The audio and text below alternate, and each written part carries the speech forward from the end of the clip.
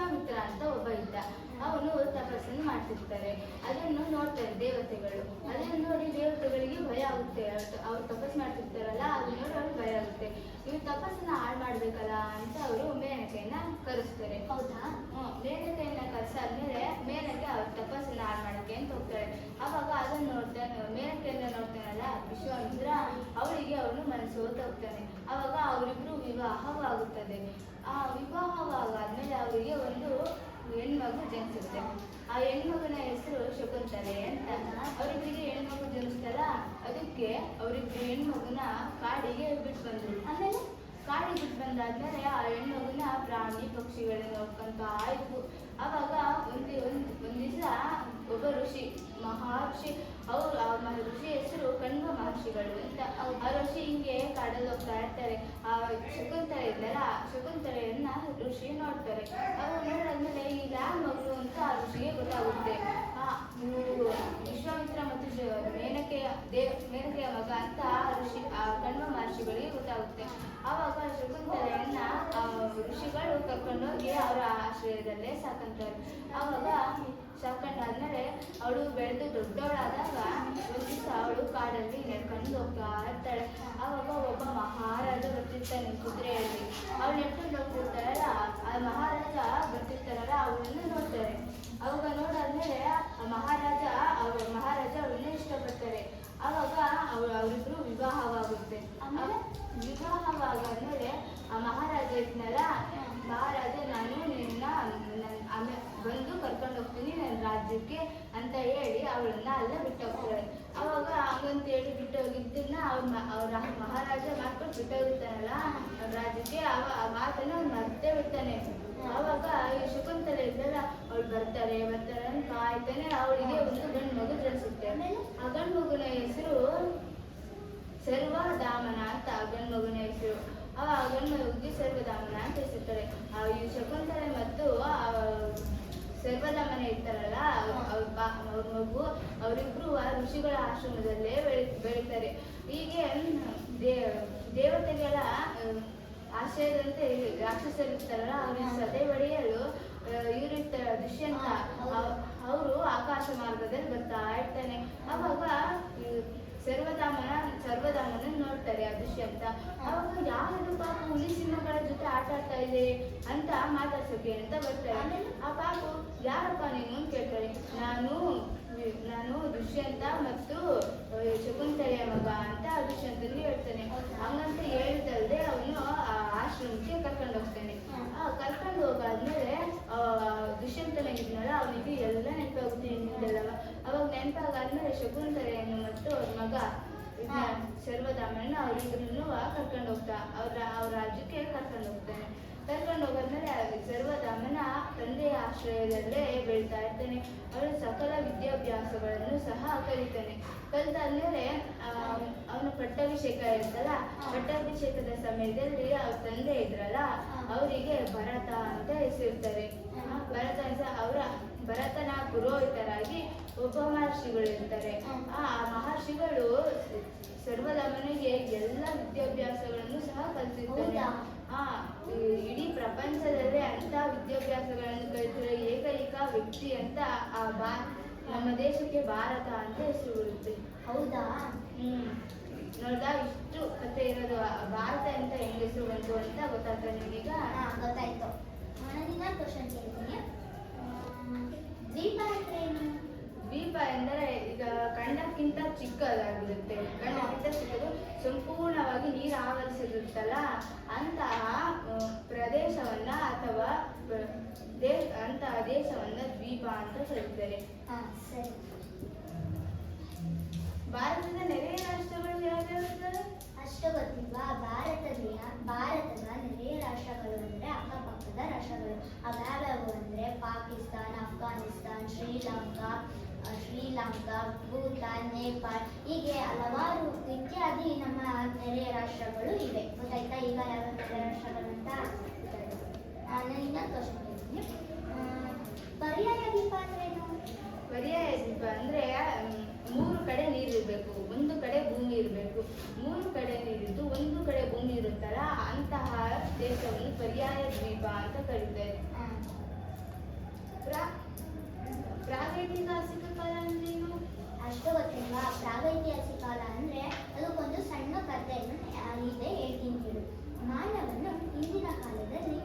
ಅಡಿಯಲ್ಲಿ ಜೀವನ ಮಾಡುತ್ತಿದ್ದ.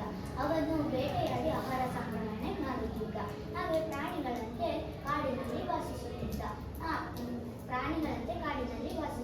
ಹಾಗೆ ಈ ಕಾಲವನ್ನು ತಿಳಿಯಲು ಯಾವುದೇ ಲಿಖಿತ ಆಧಾರಗಳಿಲ್ಲ. ಈ ಕಾಲವನ್ನು ಅಧ್ಯಯನ ಮಾಡುವ ತಜ್ಞರನ್ನು ಪ್ರಾಕ್ತನ ಶಾಸ್ತ್ರಜ್ಞರು ಅಂತಲೂ ಕರೀತಾರೆ. ಭೌಗೋಳಿಕ ಲಕ್ಷಣಗಳು: ಉತ್ತರದ ಪರ್ವತಗಳು, ಮಹಾ ಮೈದಾನಗಳು, ಪರ್ಯಾಯ ದ್ವೀಪಗಳು ಮತ್ತೆ ಕರಾವಳಿ ತೀರಗಳು. ಉತ್ತರ ಪರ್ವತದಲ್ಲಿ ಹಿಮಾಲಯ ಪರ್ವತಗಳು ಸಮತಟ್ಟಾಗಿದ್ದು, ಬೇರೆ ಪ್ರದೇಶದಿಂದ ನಮ್ಮ ಪ್ರದೇಶಕ್ಕೆ ಮಹಾಶೀತಗಳು ಬೀಸುತ್ತಲ್ಲ, ಅದನ್ನ ಹಿಮಾಲಯ ಪರ್ವತಗಳಿದ್ದಾವಲ್ಲ ಅವು ತಡೀತವೆ. ಬೇರೆ ದೇಶದವರು ನಮ್ಮ ದೇಶಕ್ಕೆ ಗಾಳಿ ಮಾಡುವುದನ್ನು ಅವು ತಡೀತವೆ. ಮತ್ತೆ ಗಂಗಾ ಸಿಂಧು ಬ್ರಹ್ಮಪುತ್ರ ನದಿಗಳು ಇದ್ದು ಅಲ್ಲಿ ಸಮತಟ್ಟಾಗಿದ್ದು ಫಲವತ್ತತೆಯನ್ನು ಹೆಚ್ಚಿಸುತ್ತದೆ. ಇನ್ನ ಮಹಾ ಮೈದಾನಗಳು ಮತ್ತೆ ಪರ್ಯಾಯ ದ್ವೀಪ. ಇದನ್ನು ಭಾರತದ ಭೂಲಕ್ಷಣಗಳು ಅಂತ ಕರೀತಾರೆ. ಪ್ರಾಗೈತಿಹಾಸಿಕ ಕಾಲ ಎಂದರೇನು? ಪ್ರಾಗೈತಿಹಾಸಿಕ ಕಾಲ ಅಂದ್ರೇನು ಅಂತ ಒಂದು ಸಣ್ಣ ಕಥೆ ಇದೆ ಹೇಳ್ತೀನಿ. ಪ್ರಾಗೈತಿಹಾಸಿಕ ಕಾಲ ಅಂದ್ರೆ ಇಂದಿನ ಕಾಲದಲ್ಲಿ ಮಾನವನು ಅಲೆಮಾರಿಯಾಗಿ ಜೀವಿಸುತ್ತಿದ್ದ ಹಾಗೂ ಹಸಿ ಮಾಂಸವನ್ನು ತಿನ್ನುತ್ತಿದ್ದ, ಪ್ರಾಣಿಗಳಂತೆ ಕಾಡಿನಲ್ಲಿ ವಾಸಿಸುತ್ತಿದ್ದ. ಈ ಕಾಲವನ್ನು ಇವರ ಬದುಕನ್ನು ನಾವು ಹೇಗೆ ತಿಳಿಯುತ್ತೇವೆ ಅಂದರೆ ಈ ಕಾಲವನ್ನು ಅಧ್ಯಯನ ಮಾಡುವ ತಜ್ಞರನ್ನು ಪ್ರಾಕ್ತನ ಶಾಸ್ತ್ರಜ್ಞರು ಅಂತಲೂ ಕರೀತಾರೆ. ಈ ಕಾಲವನ್ನು ತಿಳಿಯಲು ಯಾವುದೇ ಲಿಖಿತ ರೂಪದ ಆಧಾರಗಳಿಲ್ಲ. ಅಂದಿನ ಕಾಲದಲ್ಲಿ ಬಳಸುತ್ತಿದ್ದ ಶಿಲೆ, ಕಟ್ಟಿಗೆ ಮತ್ತು ಪ್ರಾಣಿಗಳ ಎಲುಬುಗಳಿಂದ ಮಾಡಿದ ಆಯುಧಗಳು ಇವುಗಳನ್ನು ಭೇದಿಸಿ ನೋಡಿದಾಗ ಗೊತ್ತಾಗುತ್ತಿತ್ತು. ಇದನ್ನು ಪ್ರಾಗೈತಿಹಾಸಿಕ ಕಾಲ ಅಂತ ಕರೀತಾರೆ. ಹೇಗೆ ಪ್ರಾಗೈತಿಹಾಸಿಕ ಕಾಲ ಅಂತ ಕರೀತಾರೆ ಅಂತ ಗೊತ್ತಾಯ್ತಾ? ಚರಿತ್ರೆ ಪೂರ್ವ ಕಾಲ ಅಂದ್ರೆ ಕಾಲಗಳು ಯಾವ್ಯಾವು ಅಂದ್ರೆ ಹಳೆಯ ಶಿಲಾಯುಗ, ಮಧ್ಯ ಶಿಲಾಯುಗ, ನವ ಶಿಲಾಯುಗ. ಹಳೆಯ ಶಿಲಾಯುಗದಲ್ಲಿ ಮತ್ತೆ 3 ವಿಧ: ಆದಿ ಹಳೆಯ ಶಿಲಾಯುಗ, ಮಧ್ಯ ಹಳೆಯ ಶಿಲಾಯುಗ, ಅಂತ್ಯ ಹಳೆಯ ಶಿಲಾಯುಗ. ಚರಿತ್ರೆ ಪೂರ್ವಘಟ್ಟದ ಕಾಲಗಳು ಯಾವ್ಯಾವ ಅಂತ ಗೊತ್ತಾಯ್ತಾ? ಅಖಂಡ ಭಾರತದ ಪ್ರದೇಶಗಳು ಯಾವ್ಯಾವು? ಅಖಂಡ ಭಾರತದ ಪ್ರದೇಶಗಳು ಭಾರತವು ಸಮತಟ್ಟಾಗಿ 1600 ಕಿಲೋಮೀಟರ್ಗಳಷ್ಟು ಹಬ್ಬಿಕೊಂಡಿದೆ. ಇದರಲ್ಲಿ ಪೂರ್ವ ಕರಾವಳಿ ತೀರವನ್ನು ಕೋರಮಂಡಲ ಅಥವಾ ಉತ್ತರ ತೀರ ಅಂತ ಕರೀತಾರೆ. ಪಶ್ಚಿಮ ಕರಾವಳಿ ತೀರವನ್ನು ಕೊಂಕಣ ತೀರ ಅಥವಾ ಮಲಬಾರ್ ತೀರ ಅಂತ ಕರೀತಾರೆ. ಇದು ಪ್ರಾಚೀನ ಕಾಲದಿಂದಲೂ ಅಲ್ಲಿ ವಾಸಿಸುತ್ತಿರುವ ಅಲ್ಲಿ ಇರುವ 16 ರೇವು ಪಟ್ಟಣಗಳು ರುಮೇನಿಯಾಗಳು ಆಕರ್ಷಿಸತೊಡಗಿದವೆ.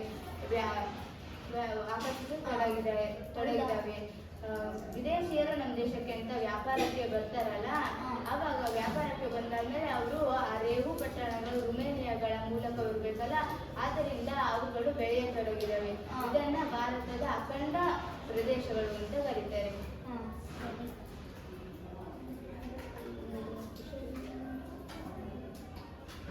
ಡೌಟು, ವಿದೇಶಿಯರಲ್ಲಿ ನಮ್ಮ ದೇಶಕ್ಕೆ ಮೊದಲು ವ್ಯಾಪಾರಕ್ಕೆ ಬಂದವರು ಯಾರು? ಅಷ್ಟು ಗೊತ್ತಿಲ್ವಾ? ವಿದೇಶಿಯರು ಫಸ್ಟ್ ನಮ್ಮ ದೇಶಕ್ಕೆ ವ್ಯಾಪಾರಕ್ಕೆ ಬಂದರು ಪೋರ್ಚುಗೀಸರು ವಿದೇಶದಿಂದ ನಮ್ಮ ದೇಶಕ್ಕೆ ಫಸ್ಟ್ ವ್ಯಾಪಾರಕ್ಕೆ ಬಂದರು. ಸರಿ. ಪ್ರಾಗೈತಿಹಾಸಿಕ ಕಾಲವನ್ನು ಯಾವ ಹೆಸರಿನಿಂದ ಕರೀತಾರೆ?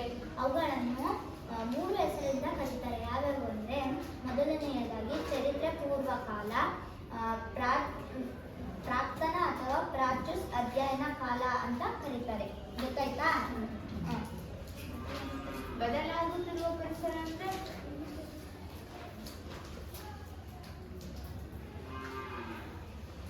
ಅಷ್ಟೇ ಇದು ಹೇಳಿದ ಹಾಗೆ ಪ್ರಾಗೈತಿಹಾಸಿಕ ಕಾಲ ಎಂದರೆ ಲಿಖಿತ ರೂಪ ಬರೋದಕ್ಕಿಂತ ಮುಂಚಿನ ಕಾಲವನ್ನ ಪ್ರಾಗೈತಿಹಾಸಿಕ ಕಾಲ ಅಂತಾರೆ. ಹಾಗಾದ್ರೆ ಅವರು ಎಲ್ಲಿ ವಾಸವಾಗಿದ್ರು, ಎಲ್ಲಿ ಬದುಕ್ತಿದ್ರು? ಬೇಟೆ ಮತ್ತು ಆಹಾರ ಸಂಗ್ರಹಣೆ ಮಾಡಿ ಬದುಕಿದ್ದ ಸಾಗಿಸಿ ಮನುಷ್ಯನು ಪೂರ್ವಗಳ ಭಾರತದಲ್ಲಿ ಬಿಟೆಕ್, ಕರ್ನೂಲ್, ಹುಣಸಾಗಿ ಮತ್ತು ಇಂತಹ ಪ್ರದೇಶಗಳಲ್ಲಿ ನೆಲೆ ಲಭ್ಯವಿತ್ತು. ಬೇಟೆ ಮತ್ತು ಸಂಗ್ರಹಣೆ ತೊಡಗಿದ ಇನ್ನೂ ಬೇರೆ ಬೇರೆ ನೆಲೆಗಳಲ್ಲೂ ಕೂಡ ಭಾರತದಲ್ಲಿ ಲಭ್ಯವಾಗಿದೆ. ಇಂತಹ ಬಹುತೇಕ ನೆಲೆಗಳು ನದಿಗಳು ಹಾಗೂ ಕೊಳಗಳಲ್ಲಿ ಕಂಡುಬರುತ್ತಿದ್ದಾವೆ. ಇಷ್ಟೇ ಅಲ್ಲದೆ ಈ ಕಾಲಘಟ್ಟದಲ್ಲಿ ಮನುಷ್ಯರು ಅಳಿವು ಉಳಿವುಗಾಗಿ ನೆಲೆಗಳಲ್ಲಿ ಶಿಲೆಗಳಲ್ಲೂ ಪರಿಸರ ನಿರ್ವಹಿಸವಾದದ್ದರಿಂದ ತಮ್ಮ ಅಗತ್ಯ ಸೂಕ್ತವಾದ ಕಲ್ಲುಗಳನ್ನು ದೊರೆತು ಸ್ಥಳಗಳಲ್ಲಿ ಅವರು ವಾಸಕ್ಕೆ ಆಯ್ಕೆ ಮಾಡಿಕೊಂಡರು. ಮನುಷ್ಯ ಕಲ್ಲುಗಳನ್ನು ಬಳಸಿ ಪರಿಕರಗಳನ್ನು ತಯಾರಿಸಿದ್ದ ಇಂಥ ಪ್ರದೇಶಗಳಲ್ಲಿ ಕೈಗಾರಿಕೆ ಮತ್ತು ನೆಲೆಗಳಲ್ಲಿ ಲಭ್ಯವಾಗ್ತಿತ್ತು. ಇಂತಹ ಕೈಗಾರಿಕೆಗಳನ್ನು ಎಲ್ಲಿವೆ ಎನ್ನುವುದು ತಿಳಿಯುವುದಾದರೆ ಹಾಗಾಗಿ ನಾವು ಸಾಮಾನ್ಯವಾಗಿ ಹಲವೆಡೆ ಬಂಡೆಗಳು ಮತ್ತು ಪ್ರದೇಶಗಳಲ್ಲಿ ಕೆಲವು ಕಲ್ಲಿನ ಪರಿಕರಗಳು ನಾವು ಕಾಣಲು ಸಾಧ್ಯ. ಬಹುಶಃ ಈ ಪರಿಕರ ರೂಪಿಸುವ ಸಂದರ್ಭ ಕೆಲವೊಂದು ಕಲ್ಲುಗಳಲ್ಲಿ ಪರಿಕರಗಳು ತಯಾರಿಸಲು ಯೋಗ್ಯವಲ್ಲವೆಂದು ಮನುಷ್ಯನಿಗೆ ತಿರಸ್ಕರಿಸಬಹುದು. ಇಷ್ಟೇ ಅಲ್ಲದೆ ತನ್ನ ನಿರ್ಮಿಸುವ ಸಂದರ್ಭದಲ್ಲಿ ಮೂಡಿಬರುವ ಕಲ್ಲಿನ ಚಕ್ಕಿಗಳನ್ನು ರಾಶಿ ನೆಲೆಗಳಲ್ಲಿ ಸುತ್ತಲಿನ ಪ್ರದೇಶಗಳಲ್ಲಿ ಲಭ್ಯವಾಗುತ್ತದೆ. ಮಾನವ ಇಂತಹ ಪ್ರದೇಶಗಳಲ್ಲಿ ಅನೇಕ ವರ್ಷಗಳಲ್ಲೂ ನೆಲೆಸಿರುವ ಸಾಧ್ಯ. ಇಂತಹ ನೆಲೆಗಳನ್ನು ವಾಸ ಹಾಗೂ ಕೈಗಾರಿಕೆ ನೆಲೆಗಳನ್ನು ಕರೀತಾರೆ. ನನಗೊಂದು ಪ್ರಶ್ನೆ, ಈ ಮನುಷ್ಯರು ಹಸಿ ಮಾಂಸವನ್ನು ತಿಂತಿದ್ದಾರೆ? ಇಲ್ಲ, ಅದರಲ್ಲಿ ಒಂದು ಕಥೆ ಇದೆ. ಮಾನವ ಏನ್ ಮಾಡ್ತಿರ್ತಾನೆ ಅಂದ್ರೆ ಬೆಂಕಿ ಕುಹರ, ಚಳಿಗಾಲದಲ್ಲಿ ಬೆಂಕಿ ಕುಹರ ಅಂದ್ರೆ ನಾವು ಬೆಂಕಿ ಹಾಕ್ದಾಗ ಇಡ್ಲು ಬರುತ್ತಲ್ಲ ಅದಿರುತ್ತೆ, ಹಸಿ ಮಾಂಸನ ತಿಂತಿರ್ತಾನೆ. ಅವಾಗ ಏನಾಗುತ್ತೆ, ಕೈಯಿಂದ ಜಾರ್ಬಿಟ್ಟು ಕೆಳಗಡೆ ಬೀಳುತ್ತೆ, ಅದು ಬೆಂಕಿ ಒಳಗಡೆ ಬೀಳುತ್ತೆ, ಕೈ ಎಟ್ಟಿ ತೆಗಿಯಕ್ಕಾಗಲ್ಲ. ಹಂಗಾಗಿ ಅವನು ಏನ್ ಮಾಡ್ತಾನೆ, ಒಂದು ಸ್ವಲ್ಪ ಹೊತ್ತು ಆದ್ಮೇಲೆ ತೆಗಿತಾನೆ. ತೆಗ್ದಾಗ ಏನಾಗಿರುತ್ತೆ ಅಂದ್ರೆ ಅದು ಬೆಂದಿರುತ್ತೆ. ಅವಾಗ ಒರೆಸ್ಬಿಟ್ಟು ತಿಂತಾನೆ, ಬೆಂದಿರುತ್ತೆ. ಹಸಿ ಮಾಂಸಕ್ಕಿಂತ ಬೇಯಿಸಿರೋ ಮಾಂಸ ಇನ್ನೂ ಚೆನ್ನಾಗಿರುತ್ತೆ ಅಂತ ಅವಾಗಿಂದ ಅವನು ಏನ್ ಮಾಡ್ತಾನೆ ಅಂದ್ರೆ ಬೇಯಿಸ್ಕೊಂಡು ತಿನ್ನಕ್ಕೆ ಸ್ಟಾರ್ಟ್ ಮಾಡ್ತಾನೆ. ಅವಾಗ ಮಾನವನು ವಾಸವಾಗಿದ್ದಲ್ಲ ಗುಹೆಗಳಲ್ಲಿ ಅವಾಗಿನ ಕಾಲದಲ್ಲೆಲ್ಲ ಮನೆಗಳನ್ನು ಇರ್ತಿರ್ಲಿಲ್ಲ, ಗುಹೆಗಳಲ್ಲಿ ವಾಸವಾಗ್ತಿದ್ರು. ಅವರು ಗುಹೆಗಳಲ್ಲಿ ವಾಸವಾಗ್ತಿದ್ದಾಗ ಅವ್ರ ಗೋಡೆ ಇತ್ತಲ್ಲ, ಗೋಡೆ ಮೇಲೆಲ್ಲ ಚಿತ್ರಿಸಿದ್ರು. ಪ್ರಾಣಿಗಳನ್ನ ಬೇಟೆ ಆಗಿರ್ಬೋದು ಅಥವಾ ಅವರು ಪ್ರಾಣಿಗಳನ್ನ ಹೇಗೆ ತೆಗಿತಾರೆ, ಹೇಗೆ ಮಾಂಸವನ್ನ ಇದು ಮಾಡ್ತಾರೆ ಅನ್ನೋದ್ರ ಬಗ್ಗೆ ಅವರು ಗೋಡೆ ಮೇಲೆ ಚಿತ್ರ ಬಿಡಿಸಿದ್ರು. ಇದನ್ನ ನಾವು ಎಲ್ಲಿ ಕಾಣ್ಬೋದು ಅಂದ್ರೆ ಮಧ್ಯಪ್ರದೇಶ, ಉತ್ತರ ಪ್ರದೇಶ ಮತ್ತೆ ಕರ್ನಾಟಕದ ಕೆಲವು ಗುಹೆಗಳಲ್ಲಿ ನಾವು ಕಾಣ್ಬೋದು. ಇಲ್ಲಿ ಕಾಡು ಮೃಗಗಳು, ಬೇಟೆಯ ಚಿತ್ರಗಳು ಮತ್ತೆ ಅತ್ಯಂತ ಸುಂದರವಾಗಿ ಇದ್ವು. ಈ ಬೆಂಕಿನ ಏನಕ್ಕೆ ಬಳಸ್ತಿದ್ರು ಅಂದ್ರೆ ಅವರು ಪ್ರಾಣಿಗಳನ್ನ ಎದುರಿಸೋಕಿರ್ಬೋದು ಅಥವಾ ಆಹಾರ ಬೇಯಿಸ್ಕೊಂಡು ತಿನ್ನೋಕಿರ್ಬೋದು. ಪ್ರಾಣಿಗಳನ್ನ ಎದುರಿಸೋದಂದ್ರೆ ಬೆಂಕಿ ಹಾಕಿದಾಗ ಪ್ರಾಣಿಗಳು ಎದುರ್ಕೊಂಡು ಓಡೋಗ್ತಾವಲ್ವಾ, ಅವಾಗ ಬೇಟೆ ಆಡೋಕ್ಕೆ ಅವರು ಬಳಸ್ತಿದ್ರು. ಈಚೆ ಬಂಡೆಗಳು ನಾವು ಇವಾಗಲೂ ಸಹ ಅವನ್ನ ಕಾಣಬಹುದು. ಇವಾಗ ಅವ್ರು ಬೆಳಕು ಮತ್ತೆ ಏನಾದ್ರು ಬೆಳಕು ಬೇಕಲ್ವಾ ನಮಗೆ, ಆಗಿನ ಕಾಲದಲ್ಲೆಲ್ಲ ಲೈಟ್ ಏನು ಇರ್ತಿರ್ಲಿಲ್ಲ, ಬೆಳಕನ್ನು ಪಡೆಯೋಕ್ಕೂ ಸಹ ಬೆಂಕಿಯನ್ನ ಬಳಸ್ತಿದ್ರು. ನನ್ಗೊಂದು ಪ್ರಶ್ನೆ ಇದೆ, ಆಗಿನ ಕಾಲದ ಪರಿಸರಕ್ಕೂ ಈಗಿನ ಕಾಲದ ಪರಿಸರಕ್ಕೂ ಏನ್ ವ್ಯತ್ಯಾಸ ಇದೆ? ಸುಮಾರು 12 ವರ್ಷಗಳ ಕಾಲ ಹಿಂದೆ ಜಗತ್ತಿನಲ್ಲಿ ಪರಿಸರದಲ್ಲಿ ಬದಲಾವಣೆ ಉಂಟಾಗ್ತಿದೆ ಭಾವಿಸಲಾಗಿದೆ. ಈ ಸಂದರ್ಭದಲ್ಲಿ ಭೂಮಂಡಲದ ತಾಪಮಾನ ಮತ್ತಷ್ಟು ಹೆಚ್ಚಿಸುತ್ತದೆ. ಹಲವೆಡೆ ಇದು ಹುಲ್ಲುಗಾವಲು ಬೆಳವಣಿಗೆ ಕಾರಣವಾಯಿತು. ಪ್ರಾಣಿ ಪಕ್ಷಿ ಹಿಂದೆಂದೂ ಇಲ್ಲದ ಪ್ರಮಾಣದಲ್ಲಿ ಸಂತಾನಾಭಿವೃದ್ಧಿಯಲ್ಲಿ ತೊಡಗಿದ್ದ, ಇನ್ನೂ ಸಂತತಿಯೇ ಹೆಚ್ಚು ತೊಡಗಿದ್ದವು. ಈ ಸಂಕುಲದಲ್ಲಿ ಜೊತೆಯಲ್ಲಿ ಜಿಂಕೆ, ಕಡವೆ, ಮೇಕೆ, ಕುರಿ ಹಾಗೂ ಇನ್ನಿತರ ಪ್ರಾಣಿಗಳು ಹುಲ್ಲುಗಾವಲ ಪ್ರದೇಶದಲ್ಲಿ ಸಮೃದ್ಧಿಯ ಬೆಳವಣಿಗೆ ಕಾರಣವಿತ್ತು. ಇವನ್ನೇ ಬೇಟೆಯಾಡುತ್ತಿದ್ದ ಮಾನವ ಈ ಹಲವು ಸ್ವಭಾವ ಆಹಾರ ರೀತಿ ಸಂತತಿ ವೃದ್ಧಿಗೆ ತಿಳಿಸಿಕೊಂಡು ಕ್ರಮೇಣವಾಗಿ ಈ ಕೆಲವು ಪ್ರಾಣಿ ಹಿಡಿದು ತಂದು ಘೋಷಿಸತೊಡಗಿದರು. ಈ ಪಶು ಸಂಗೋಪನೆ ಮತ್ತು ಹೈನುಗಾರಿಕೆ ಪ್ರಾರಂಭವಾಯಿತು. ಹೊಳೆ ಕೆರೆ ಮೀನು ಹಿಡಿಯುವುದರಿಂದ ಈ ಕಲಿತದ್ದು ಅಕ್ಕಿ, ಗೋಧಿ ಹಾಗೂ ಬರಿಯಂತಹ ದವಸ ಧಾನ್ಯ ಇನ್ನು ಆಹಾರಕ್ಕೆ ಬಳಸುವುದನ್ನು ತಿಳಿದುಕೊಂಡಿದ್ದು ಕ್ರಮಣವಾಗಿ ಅವುಗಳನ್ನು ಬೆಳೆಯುವ ವಿಧಾನ ಕೂಡ ಕಂಡುಬಂದವು. ನಾವು ಈಗ ತಿಳ್ಕೊಂಡು ಕಾಲಘಟ್ಟವನ್ನು ಪ್ರಾಚೀನ ಕಾಲ ಶಾಸ್ತ್ರಜ್ಞರು ವಿವಿಧ ಹೆಸರುಗಳಿಂದ ಕರೆಯುತ್ತಾರೆ. ಇದರ ಅಂತ್ಯ ಪೂರ್ವ ಕಾಲಘಟ್ಟದಲ್ಲಿ ಹಳೆಯ ಶಿಲಾಯುಗದಲ್ಲಿ ಎಂದು ಕರೆಯುತ್ತಿದ್ದು. ಆವಾಗ ಹಳೆಯ ಶಿಲಾಯುಗ ಕಾಲವು 2 ಮಿಲಿಯನ್ ವರ್ಷದಷ್ಟು ಹಳೆಯ ಆಗಿದ್ದು, ಈ ಸುಮಾರು 12 ವರ್ಷದವರೆಗೆಂದು ವಿಸ್ತರಿಸಲ್ಪಟ್ಟ ಈ ಸುದೀರ್ಘ ಕಾಲಾವಧಿಯನ್ನು 3 ಹಂತಗಳಾಗಿ ವಿಂಗಡಿಸಿದರು. ಅವೆಂದರೆ ಅವೇ ಯಾವ್ಯಾವುದು ಅಂತ ನನಗೆ ಗೊತ್ತವು. ಅದರಲ್ಲಿ 3 ಹಂತಗಳಿವೆ, 3 ಶಿಲಾಯುಗಗಳಿವೆ. ಅದ್ಯಾವು ಅಂದ್ರೆ ಹಳೆಯ ಶಿಲಾಯುಗ, ಮಧ್ಯ ಶಿಲಾಯುಗ, ನವಶಿಲಾಯುಗ. ಇವು 3 ಶಿಲಾಯುಗದಲ್ಲಿ ಹಳೆಯ ಶಿಲಾಯುಗದಲ್ಲಿ ಮತ್ತೆ 3 ಬರ್ತವೆ. ಅವ್ಯಾವು ಅಂದ್ರೆ ಆದಿ ಹಳೆಯ ಶಿಲಾಯುಗ, ಮಧ್ಯ ಹಳೆಯ ಶಿಲಾಯುಗ, ಅಂತ್ಯ ಹಳೆಯ ಶಿಲಾಯುಗ. ಸುಮಾರು 12 ವರ್ಷಗಳಿಂದ ಹಿಡಿದು ಸುಮಾರು 10 ವರ್ಷದೊಳಗಿನ ಕಾಲವನ್ನು ನಾವು ಮಧ್ಯ ಶಿಲಾಯುಗ ಅಂತ ಕರಿತೀವಿ. ಈ ಕಾಲದ ಆಯುಧಗಳು ಸಾಮಾನ್ಯವಾಗಿ ಅತಿ ಚಿಕ್ಕದಾಗಿದ್ದು, ಇದನ್ನು ನಾವು ಸೂಕ್ಷ್ಮ ಶಿಲಾಯುಗ ಅಂತ ಕರಿತೀವಿ. ಈ ಕಾಲವನ್ನು ಸೂಕ್ಷ್ಮ ಶಿಲಾಯುಗ ಅಂತ ಕರಿತೀವಿ. ಹಾಗಾಗಿ ಮಾನವನು ಇಲ್ಲಿ ಸೂಕ್ಷ್ಮ ಶಿಲೆಗಳಿಂದ ಮಾಡಿದ ಆಯುಧಗಳನ್ನು ಬಳಸ್ತಾನೆ. ಯಾವ್ದಾದ್ರು ಅಂದ್ರೆ ಎಲುಬುಗಳಿರ್ಬೋದು, ಕಟ್ಟಿಗೆ ಅಲಂಕಾರಿಕ ಕೈ ಹಿಡಿಗಳನ್ನು ಅಳವಡಿಸಿಕೊಂಡಿದ್ರು. ಅವರು ಇದನ್ನೇ ಬಳಸಬೇಕು ಅಂತ ಹೇಳ್ಬಿಟ್ಟು ಅಳವಡಿಸಿಕೊಂಡಿದ್ರು. ಅವನು ಕೈ ಹಿಡಿಗಳು ಮತ್ತು ಗರಗಸಗಳನ್ನು ಬಳಸ್ತಿದ್ರು. ಕೈ ಹಿಡಿ ಅಂದ್ರೆ ಕೈ ಹಿಡ್ಕೊಂತೀವಲ್ಲ ಅದನ್ನ ಬಳಸ್ತಿದ್ರು. ಮತ್ತೆ ಗರಗಸ ಮರ ಕೊಯ್ಯಕ್ಕಿರ್ಬೋದು, ಸೌದೆ ಏನಾದ್ರು ಇರ್ಬೋದು, ಅದಕ್ಕೋಸ್ಕರ ಬಳಸ್ತಿದ್ರು. ನವಶಿಲಾಯುಗದ ಕಾಲಘಟ್ಟ, ಈಗ ಮಧ್ಯ ಶಿಲಾಯುಗ ಮುಗಿತಲ್ಲ, ಅದ್ರದ 10 ವರ್ಷದ ನಂತರದ್ದು. ಈ ಕಾಲಘಟ್ಟ ಕಲ್ಲಿನ ಆಯುಧಗಳ ಮೇಲಿನವುಗಳಿಂದ ಭಿನ್ನವಾಗಿದ್ವು. ಇವು ನಾನು ಇವಾಗ ಹೇಳಿದ್ನಲ್ಲ, ಇದು ಸೂಕ್ಷ್ಮವಾಗಿ ಇದಕ್ಕಿಂತ ಭಿನ್ನವಾಗಿದ್ವು. ಈ ಆಯುಧಗಳು ಒಳಗಿನಿಂದ ಕೂಡಿದ್ದು ಹರಿತವಾಗಿ ಇದ್ದವು. ಒಳಪು ಅಂದ್ರೆ ಪಳ ಹೊಳೆಯುತ್ತಿರುತ್ತಲ್ಲ, ಆ ತರ ಕೂಡಿದ್ವು. ಮತ್ತೆ ಹರಿತ ಅಂದ್ರೆ ಚೂಪಾಗಿರ್ತಿತ್ತು. ಈ ಆಯುಧಗಳು ಗಿಡಮೂಲಿಕೆಗಳನ್ನು ಅರೆಯಲು, ದವಸ ಧಾನ್ಯಗಳನ್ನು ಪುಡಿ ಮಾಡಲು ಬೀಸಕಲ್ಲನ್ನ ಬಳಸ್ತಿದ್ರು. ಗಿಡಮೂಲಿಕೆ ಅಂದ್ರೆ ಆಗಿನ ಕಾಲದಲ್ಲೆಲ್ಲ ಡಾಕ್ಟರ್ ಇರ್ತಿರ್ಲಿಲ್ಲ. ಹಾಗಾಗಿ ಏನ್ ಮಾಡ್ತಿದ್ರು ಅಂದ್ರೆ ಕಾಡಲ್ಲಿ ಸಿಗೋದು, ಹೊಲದಲ್ಲೆಲ್ಲಾದ್ರೂ ಸಿಗೋ ಸೊಪ್ಪನ್ನ ತಂದ್ಬಿಟ್ಟು ಅರ್ದ್ಬಿಟ್ಟು ಗಾಯಕ್ಕೆ ಹಚ್ತಿದ್ರು, ಅಥವಾ ರಸನ ಕುಡಿಸ್ತಿದ್ರು.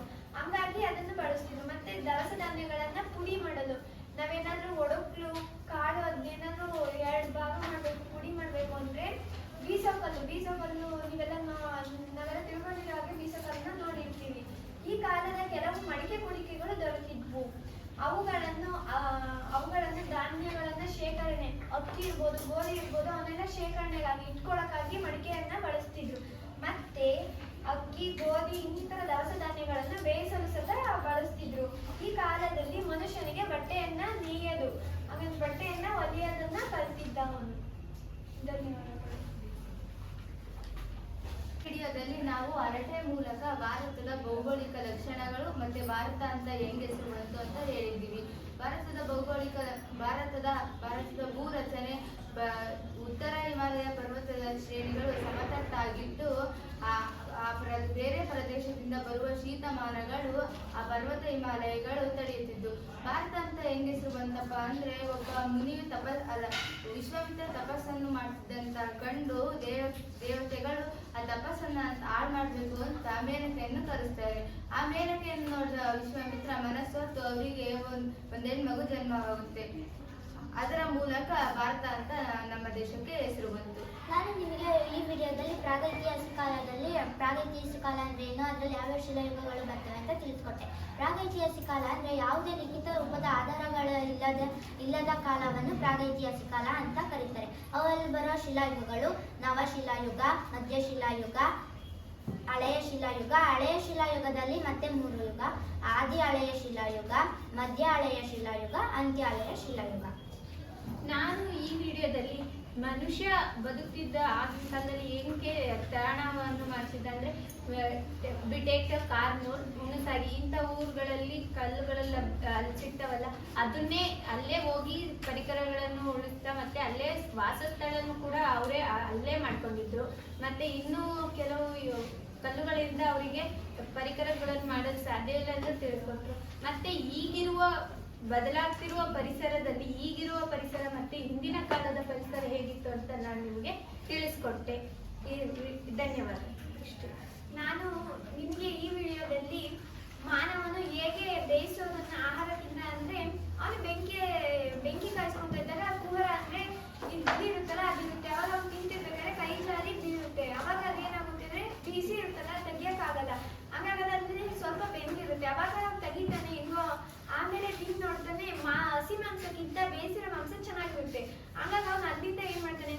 ಹಿಡ್ಕೊಂಡು ತಿನ್ನಕ್ಕೆ ಸ್ಟಾರ್ಟ್ ಮಾಡ್ತಾನೆ. ನಾವು ಬೆಂಕಿನ ಏನದಕ್ಕೆ ಬಳಸ್ತೀವಿ ಅಂದ್ರೆ ಆಹಾರ ಬೇಯಿಸೋದಿರ್ಬೋದು, ಬೆಂಕಿಯನ್ನ ಪಡೆಯೋಕಿರ್ಬೋದು, ಆಗ ಮತ್ತೆ ಪ್ರಾಣಿಗಳನ್ನ ಬೆದರಿಸೋಕಿರ್ಬೋದು ನಾವು ಒಂದು ಬೆಂಕಿಯನ್ನ ಬಳಸ್ತೀವಿ. ಅವ್ರು ಆಗಿನ ಕಾಲದಲ್ಲಿ ವಾಸವಾಗಿದ್ದು ಈ ತರ ಎಲ್ಲ ಮನೆಯಲ್ಲಿ ವಾಸ ಮಾಡ್ತಿರ್ಲಿಲ್ಲ. ಅವ್ರು ಏನ್ ಮಾಡ್ತಿದ್ರು ಅಂದ್ರೆ ಗುಹೆಗಳಲ್ಲಿ ವಾಸ ಮಾಡ್ತಿದ್ರು.